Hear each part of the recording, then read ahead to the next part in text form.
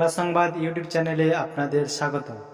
আজকের ভিডিওতে আমরা আলোচনা করব ইন্ডিয়ান সেকুলার ফ্রন্ট বা আইএসএফ এর সম্ভাব্য প্রার্থী তালিকা নিয়ে। কোন আসনে কে লড়তে পারেন এবং কোথায় হতে পারে বড় চমক, সব জানাবো এই ভিডিওতে। পশ্চিমবঙ্গ রাজনীতিতে নতুন শক্তি হিসাবে উঠে এসেছে ইন্ডিয়ান সেকুলার ফ্রন্ট বা আইএসএফ। এই দলের প্রতিষ্ঠাতা পীরজাদা আব্বাস সিদ্দিকী ভাইজান ও প্রধান নেতা হলেন নওশাদ সিদ্দিকী, বিশ্বজিৎ মাইতি ও তাপস ব্যানার্জি সহ আরও অনেকে। দলটি আগামী নির্বাচনে আরও বেশি আসনে লড়াই করার প্রস্তুতি নিচ্ছে বলে জানা যাচ্ছে। তবে মনে রাখবেন, এই তালিকা সম্ভাব্য আলোচনা ভিত্তিক। এই দল এখনও আনুষ্ঠানিকভাবে কোনো প্রার্থী তালিকা ঘোষণা করেনি। বিধানসভার আইএসএফ এর সম্ভাব্য প্রার্থী তালিকা বিধায়ক নওশাদ সিদ্দিকী।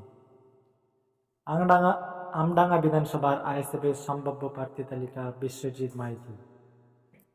বসিরহাট উত্তর বিধানসভার আইএসএফ এর সম্ভাব্য প্রার্থী তালিকা মুসা কালিমুল্লাহ। অশোকনগর বিধানসভার আইএসএফ এর সম্ভাব্য প্রার্থী তালিকা তাপস ব্যানার্জি। কুলপি বিধানসভার আইএসএফ এর সম্ভাব্য প্রার্থী তালিকা দক্ষিণ 24 পরগনা জেলা সভাপতি আব্দুল মালেক মোল্লা।